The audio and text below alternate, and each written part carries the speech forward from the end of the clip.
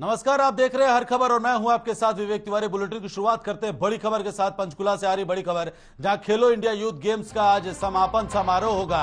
समापन समारोह में राज्यपाल होंगे मुख्य अतिथि और इसके साथ ही सीएम मनोहर लाल भी कार्यक्रम में शिरकत करेंगे और केंद्रीय मंत्री अनुराग ठाकुर भी इस समापन समारोह में शामिल होंगे। खेलो इंडिया गेम्स में हरियाणा का दमखम लगातार दिख रहा है। पदक तालिका में हरियाणा नंबर 1 पर बना हुआ है। 52 गोल्ड मेडल और 39 सिल्वर मेडल, साथ ही साथ 46 ब्रॉन्ज हरियाणा के खिलाड़ियों ने जीते हैं। तो हरियाणा के खिलाड़ियों ने कुल 137 पदक जीते हैं। तो खेलो इंडिया यूथ गेम्स 2021 का आज समापन समारोह होना है। इस समापन समारोह में राज्यपाल बंडारू दत्तात्रेय मुख्य अतिथि के तौर पर शिरकत करेंगे। साथ ही सीएम मनोहर लाल, केंद्रीय मंत्री अनुराग ठाकुर भी शामिल होंगे। खेलो इंडिया यूथ गेम्स में हरियाणा का दबदबा लगातार जारी है। 52 गोल्ड मेडल अब तक हरियाणा के खिलाड़ियों ने अपने नाम किए हैं।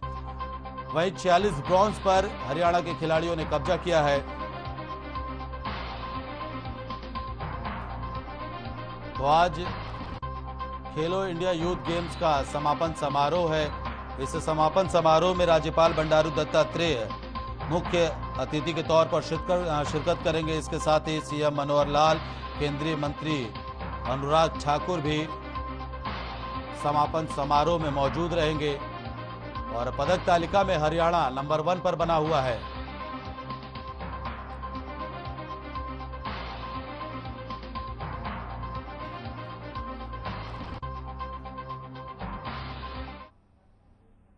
इसी बीच एक और बड़ी खबर आपको बता दें, चंडीगढ़ से बड़ी खबर है, जहां शिक्षा मंत्री कंवरपाल गुर्जर का बड़ा बयान सामने आया है। 20 जून तक आएंगे 12वीं और 10वीं के रिजल्ट। तो ट्रांसफर पॉलिसी को अडॉप्ट करेगा उत्तराखंड। राज्यसभा चुनाव को लेकर के विपक्ष पर कंवरपाल गुर्जर ने निशाना साधा है। कहा है कि शायद गणित नहीं समझ पाए कुछ लोग, बिश्नोई बीजेपी ज्वाइन करेंगे तो उनका स्वागत है। तो कुलदीप बिश्नोई को भी लेकर के बड़ा बयान दिया है। कंवरपाल गुर्जर ने कहा है कि अगर कुलदीप बिश्नोई बीजेपी ज्वाइन करते हैं तो उनका भी स्वागत करेगी पार्टी। वहीं 10वीं और 12वीं के रिजल्ट को लेकर के शिक्षा मंत्री ने कहा कि 20 जून तक 12वीं और 10वीं का रिजल्ट आ जाएगा। राज्यसभा चुनाव को लेकर के विपक्ष पर निशाना भी साधा है और कहा है कि शायद गणित नहीं समझ पाए कुछ लोग। इसके साथ ही कुलदीप बिश्नोई को लेकर के भी शिक्षा मंत्री ने बयान दिया है और कहा है कि अगर कुलदीप बिश्नोई बीजेपी ज्वाइन करेंगे तो उनका भी स्वागत है।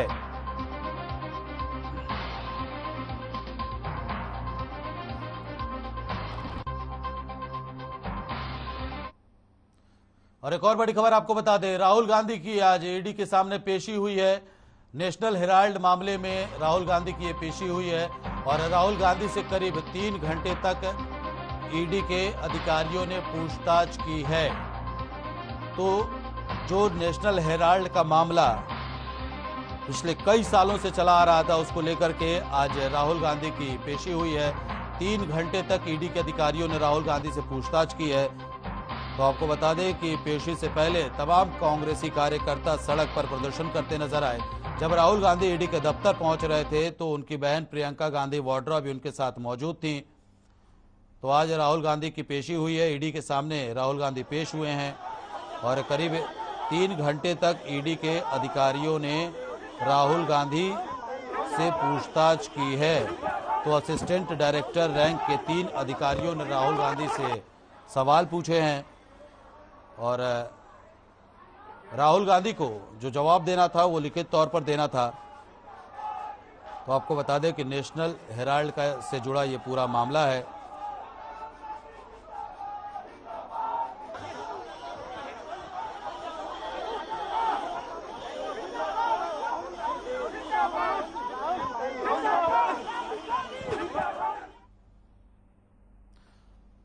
वहीं अंबाला में गृह मंत्री अनिल विज ने राहुल गांधी के गुजरात का बेरोजगारी मॉडल वाले बयान पर पलटवार किया है और कहा है कि राहुल गांधी को डिप्रेशन की बीमारी हो गई है। हमेशा वो नेगेटिव बातें ही करते रहते हैं। विज ने कहा कि राहुल गांधी बीजेपी की नेगेटिव बातें तो बताते हैं लेकिन अच्छे काम का जनता को नहीं बताते। राहुल गांधी को जो भी एक अच्छा काम लगता है वो बताएं। वहीं कुलदीप बिश्नोई के राज्यसभा में वोट करने को लेकर के किए गए सवाल पर अनिल विज ने कहा कि यह कांग्रेस का निजी मामला है। कांग्रेस के कुछ नेता सभी विधायकों को रायपुर ले गए थे। वहां जाकर लगता है कि उन्हें यही ट्रेनिंग दी गई होगी कि अपने वोट कैसे खराब करने हैं।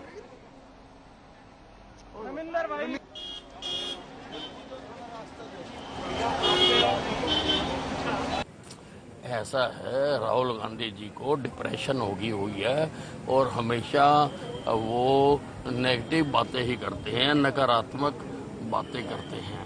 उनको, राहुल गांधी जी को मेरा भी एक प्रश्न है कि वो बताएं कि 8 साल के समय में भारतीय जनता पार्टी की सरकार ने अगर कोई एक भी अच्छा काम किया तो उसके बारे में वो बताएं कि कोई ये काम भारतीय जनता पार्टी ने अच्छा किया है। वो नेगेटिव तो बताते हैं, अच्छे जनता के सामने है, लेकिन राहुल गांधी के मुंह से सुनना चाहते हैं कि वो कहे कि हाँ, भारतीय जनता पार्टी ने ये काम अच्छा किया, सीमाओं के अंदर घुसकर पाकिस्तान को सबक सिखाया, ये भारतीय जनता पार्टी ने अच्छा काम किया, राम मंदिर बनाने का रास्ता प्रशस्त किया, ये भारतीय जनता पार्टी ने अच्छा काम किया।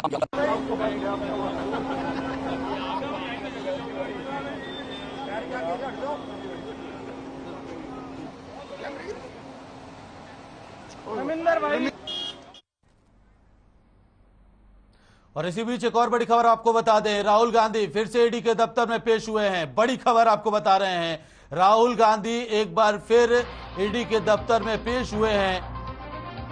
तो 3 घंटे की पूछताछ के बाद एक बार फिर से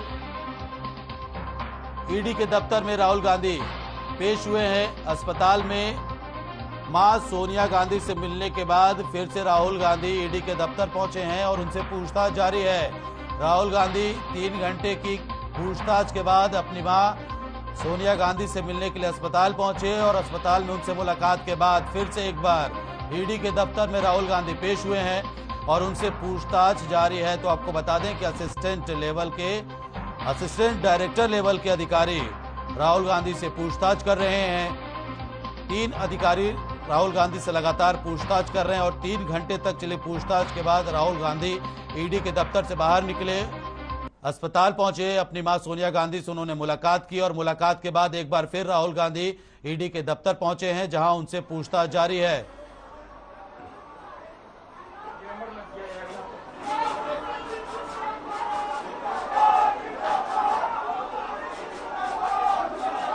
राहुल गांधी के साथ उनकी बहन प्रियंका गांधी वाड्रा भी मौजूद रहीं।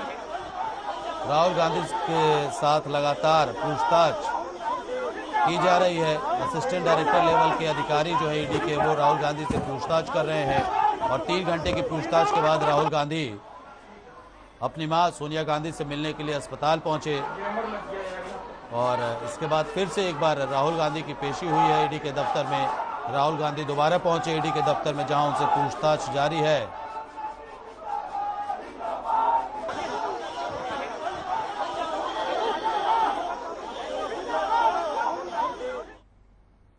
वहीं अंबाला सेंट्रल जेल में बंद अपने पति से मिलने पहुंची महिला को पुलिस ने हेरोइन के साथ गिरफ्तार किया है। महिला अपने कपड़ों में छिपाकर अपने पति को हेरोइन देने के लिए पहुंची थी। बताया जा रहा है कि महिला का पति 1.5 महीने से चोरी के मामले में जेल में बंद है और पुलिस अधिकारी ने बताया कि महिला पंजाब के डेरा बस्सी की रहने वाली है। महिला को कोर्ट में पेश किया गया। फिलहाल जांच की जा रही है। जांच में यह पता लगाया जा रहा है कि महिला नशा कहां से लेकर आई थी। तो ये महिला अंबाला के सेंट्रल जेल में पहुंची, जहां पुलिस ने हेरोइन के साथ महिला को गिरफ्तार किया है और बताया जा रहा है कि महिला अपने पति को हेरोइन देने के लिए लेकर पहुंची थी और चेकिंग के दौरान पुलिस ने महिला के पास से हेरोइन बरामद की, जिसके बाद महिला को गिरफ्तार किया गया।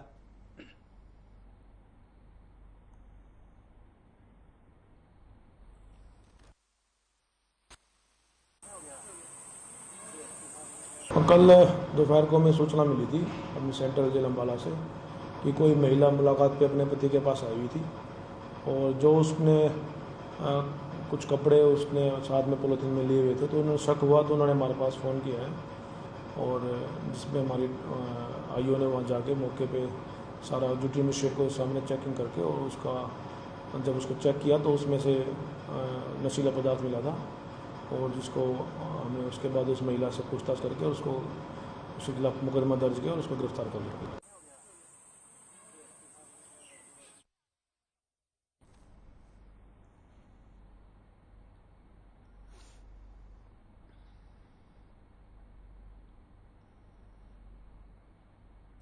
21 जून को योग दिवस है और अंबाला जिला प्रशासन ने 8वें अंतर्राष्ट्रीय योग दिवस की तैयारियों को लेकर कमर कस ली है। 2 साल बाद यह आयोजन बड़े स्तर पर होने जा रहा है। अंतर्राष्ट्रीय योग दिवस को लेकर अवेयरनेस के लिए 20 जून को मैराथन का आयोजन किया जाएगा। एसडीएम अंबाला हितेश कुमार के मुताबिक सेक्टर 10 के स्टेडियम में योग दिवस का आयोजन बड़े पैमाने पर होने जा रहा है।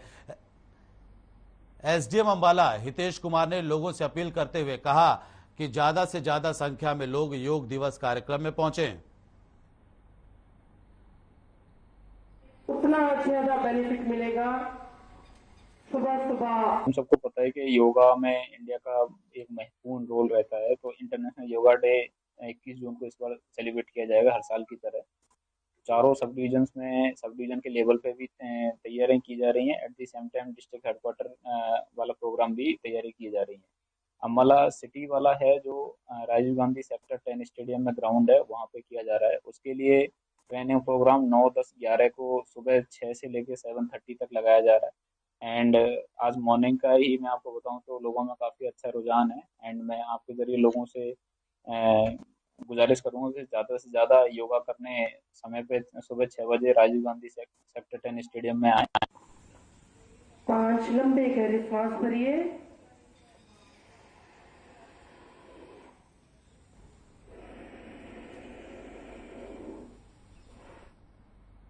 वहीं दिल्ली एनसीआर में पिछले 10 दिनों से लगातार भीषण गर्मी और लू के प्रकोप से लोगों का हाल बेहाल है। रविवार को गर्मी और लू का भी सितम जो है वो जारी रहा। इतना ही नहीं बल्कि दिन के साथ साथ रात में भी प्रचंड गर्मी का सामना लोगों को करना पड़ रहा है। इस दौरान दिल्ली में अधिकतर तापमान सामान्य से 4 डिग्री ज्यादा 43.9 डिग्री सेल्सियस दर्ज हुआ, जो पिछले 3 सालों में 12 जून को सबसे ज्यादा तापमान है। आईएमडी के अनुसार न्यूनतम तापमान सामान्य से 5 डिग्री ज्यादा 32.8 डिग्री सेल्सियस रिकॉर्ड किया गया। वहीं मौसम विभाग ने सोमवार के लिए येलो अलर्ट जारी करते हुए भीषण गर्मी पड़ने की संभावना जताई। साथ ही कुछ इलाकों में लू भी दर्ज की जा सकती है और इसके अगले दिन भी राहत के संकेत नहीं हैं।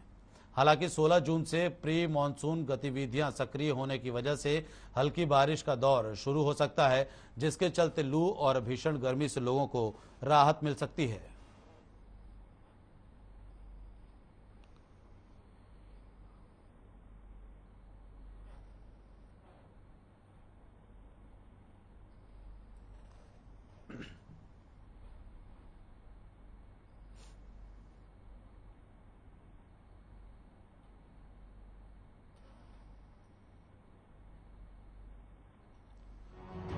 तो भीषण गर्मी में किन चीजों का लोगों को ध्यान रखना चाहिए? ज्यादा से ज्यादा लोगों को पानी पीना चाहिए। नारियल पानी, नींबू पानी, छाछ, लस्सी, जूस जैसे तरल पदार्थों का सेवन करना चाहिए। हरी सब्जियां और फलों का सेवन ज्यादा से ज्यादा करना चाहिए लोगों को। और खरबूजा, तरबूज, ककड़ी, खीरा, आम जैसे फलों का भी सेवन लोगों को करना चाहिए। अधिक तेल मसालेदार खाने से परहेज करना चाहिए। धूप से बचने के लिए गमछा, टोपी, स्कार्फ का इस्तेमाल लोग करें और त्वचा को धूप से बचाने के लिए सनस्क्रीन का इस्तेमाल करें। तो आंखों को धूप से बचाने के लिए सनग्लासेस भी लोग लगा सकते हैं।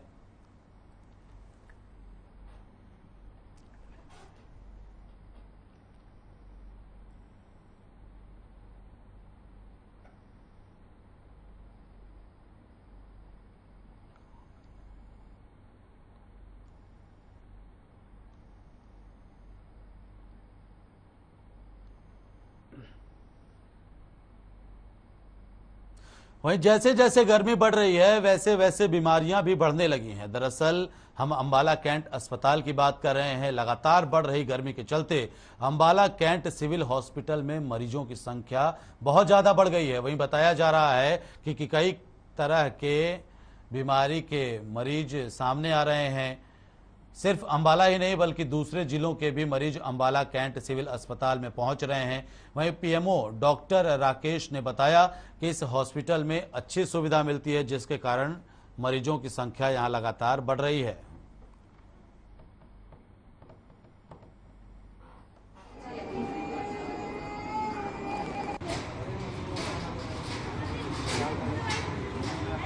तो आप खुद ही देख रहे हैं कि ओपीडी में बहुत ज़्यादा रश है और इमरजेंसी भी हमारी फुल पड़ी है।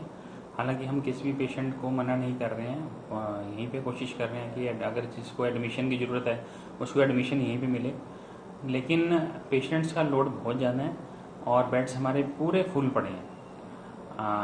हर प्रकार के मरीज आ रहे हैं यहाँ पे, चाहे वो फीवर का है, चाहे वो पेट की बीमारी है, लूज मोशंस हैं, वोमिटिंग है, या फिर कोई गर्मी से शिकायत कर रहे हैं कि गर्मी लग गई है, चक्कर आ रहे हैं। तो ऐसा है, अलग अलग टाइप के मरीज हैं, हालांकि सभी स्पेशलिटीज भी पूरी।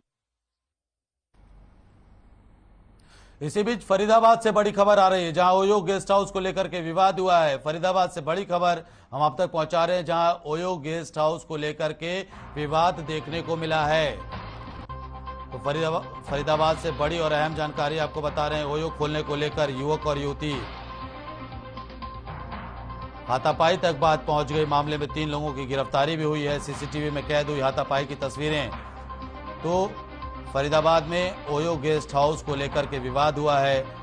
ओयो खोलने को लेकर युवक और युवती में झड़प सामने आई, हाथापाई तक बात जा पहुंची, जिसके बाद यह एक्सक्लूसिव तस्वीरें हर खबर पर,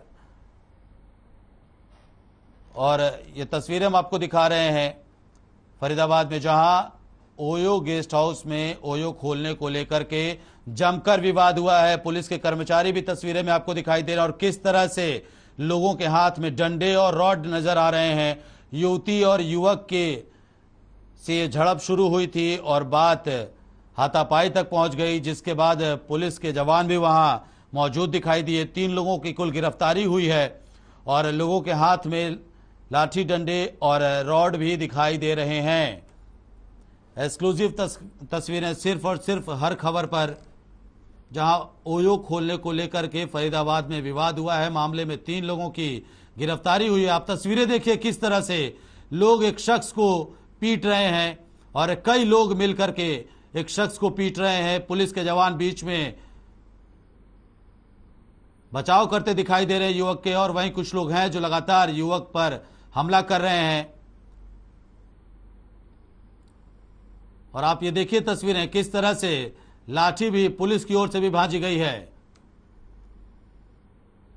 ये एक्सक्लूसिव तस्वीरें सिर्फ और सिर्फ हर खबर पर। ओयो खोलने को लेकर के विवाद इस कदर बढ़ गया कि 2 पक्षों के बीच में जो विवाद युवक और युवती से शुरू हुआ वो कई लोगों तक जा पहुंचा और मामला इतना बढ़ गया कि हाथापाई और हाथापाई के बाद डंडे और रॉड तक चलाने पड़ गए। अब देखिए एक महिला के साथ में किस तरीके से बदसलूकी हो रही है। ये तस्वीरें फरीदाबाद से है, जहां ओयो खोलने को लेकर के विवाद हुआ है और विवाद इतना ज्यादा बढ़ गया कि एक पक्ष दूसरे पक्ष पर जमकर टूट पड़ा। और देखिए तस्वीरों में किस तरह से लोग एक दूसरे पर हमला कर रहे हैं। पुलिस के जवान बीच बचाव करते हुए नजर आए। इसके बाद लोगों के हाथ में डंडे और रॉड भी नजर आए और डंडों से भी हमला किया गया है। आप तस्वीरें देखिए, एक्सक्लूसिव तस्वीरें सिर्फ और सिर्फ हर खबर पर। और ये एक शख्स, ये पुलिस का जवान डंडा लेकर पहुंचते और डंडे भाजे जा रहे हैं।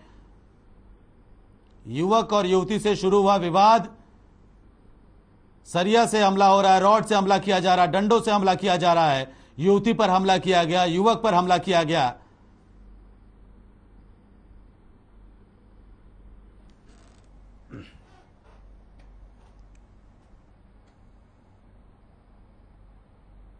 वहीं हरियाणा के शिक्षा मंत्री कंवरपाल गुर्जर और उत्तराखंड के शिक्षा मंत्री धन सिंह रावत ने चंडीगढ़ में संयुक्त प्रेस कॉन्फ्रेंस करके संबोधित किया है। और इस दौरान उत्तराखंड के शिक्षा मंत्री ने हरियाणा में शिक्षकों के ट्रांसफर पॉलिसी की जमकर तारीफ की है। धन सिंह रावत ने कहा कि पहाड़ी क्षेत्र में ट्रांसफर की समस्या हरियाणा से कहीं ज्यादा है, जिसके चलते उत्तराखंड की सरकार हरियाणा की ट्रांसफर पॉलिसी को अडॉप्ट करेगी।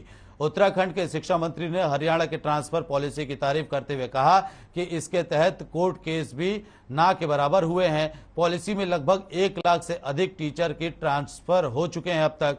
वहीं धन सिंह रावत ने यह भी कहा कि न्यू एजुकेशन पॉलिसी आ चुकी है, अब शिक्षा बच्चे की चॉइस के हिसाब से दी जाएगी। इसके साथ ही बच्चों को रोजगार परक शिक्षा भी दी जाएगी। शिक्षा के क्षेत्र में हरियाणा सरकार के काम की तारीफ करते हुए धन सिंह रावत ने कहा कि उत्तराखंड सरकार पीएम श्री स्कूल लॉन्च करने जा रही है, जिसके तहत हर ब्लॉक में 1-2 अच्छे स्कूल बनाए जाएंगे। गुजरात में मिलने के बाद अभी हम गुजरात में मिले थे और वहाँ गुजरात में मिलने के बाद माननीय शिक्षा मंत्री जी के साथ बातचीत हुई थी और इन्होंने कहा कि आपकी जो ट्रांसफर पॉलिसी है, मैंने उसके बारे में काफ़ी तारीफ सुनी है और उसका सेटिस्फेक्शन लेवल क्या है। तो मैंने इनसे कहा था कि भाई हमारा 95% है, लेकिन अभी जब बातचीत हुई तो उन्होंने कहा कि 93% है। तो 93% भी काफ़ी ज़्यादा है। तो शिक्षा मंत्री जी कह रहे थे कि हमारे यहाँ काफ़ी समस्या है। तो उस सारे विषय को जानने के लिए आदरणीय धन सिंह रावत जी और अधिकारीगण आज हमारे यहाँ आने का उन्होंने कष्ट किया। हमने उस सारी पॉलिसी के बारे में, हमारे अधिकारियों ने सारी पॉलिसी के बारे में उनको उसकी जानकारी दी। 2 साल आप लोगों को इस पॉलिसी को बनाने में लगे और काफ़ी आप लोगों ने ऑनलाइन सिस्टम बनाया है, बच्चों के लिए भी, टीचर्स के लिए भी, पेरेंट्स के लिए भी। बच्चा क्या पढ़ रहा है, क्या क्या कॉलेज में हो रहा है, स्कूलों में हो रहा है, सभी चीज़ें मैंने देखी हैं। और हम भी निकट भविष्य में अपने राज्य में इस पॉलिसी को अडॉप्ट करने जा रहे हैं, क्योंकि हमारे राज्य की थोड़ा सी विषम परिस्थितियां हैं। तो आप लोगों ने 7 कैटेगरी बनाए, हो सकता है हमको 8-9 बनानी पड़े।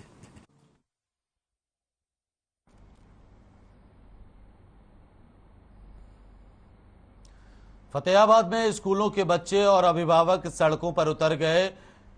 एसएमसी कमेटी और अभिभावक मंच ने डीसी कार्यालय पर पड़ाव डाल दिया और धरने पर बैठ गए। धरने पर बैठे स्कूली बच्चों और अभिभावकों का कहना है कि सरकारी स्कूलों में 2 सालों से बच्चों को पाठ्य पुस्तकें नहीं मिल रही हैं, वहीं स्कूलों में जाने के लिए रास्ते भी नहीं हैं। वहीं संस्कृति मॉडल स्कूलों में भी फीस लगती है, जिसके चलते गरीब और आम लोगों के बच्चों के लिए वहां पढ़ाई करना मुश्किल हो रहा है।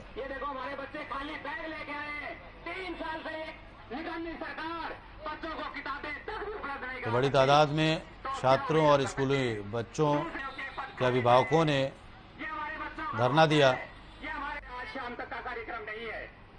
आज का जो ये कार्यक्रम है, ये सरकारी स्कूल हमारे जो तो डीसी ऑफिस के बाहर अभिभावकों और छात्रों ने पड़ाव डाला, टेंट लगा करके वहीं धरने पर बैठ गए।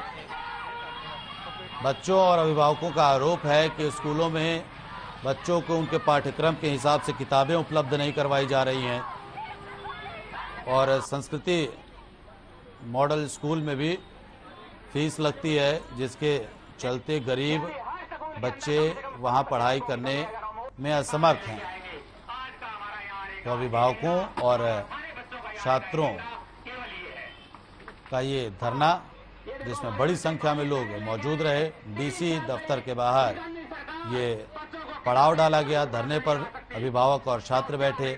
आरोप है कि 2 साल से बच्चों को पढ़ाई के लिए पाठ्यक्रम की किताबें नहीं दी गई हैं। शाम तक का कार्यक्रम नहीं है। आज का जो ये कार्यक्रम है, ये तो फिलहाल इस बुलेटिन में इतना ही। रुक रहे हैं छोटे से ब्रेक के लिए। नमस्कार।